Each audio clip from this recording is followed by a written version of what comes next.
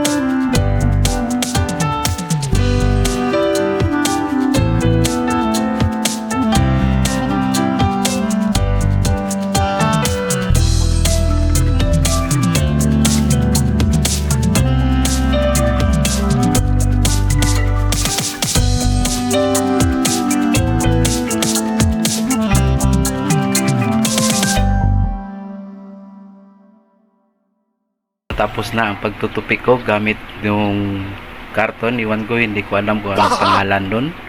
At kung nagustuhan nyo po ang video ito ay huwag kalimutang i-like, subscribe at i-bell all. Pwede na rin po kayong mag-iwan ng comment dyan sa ating comment section.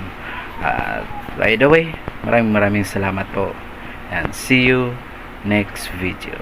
Bye bye.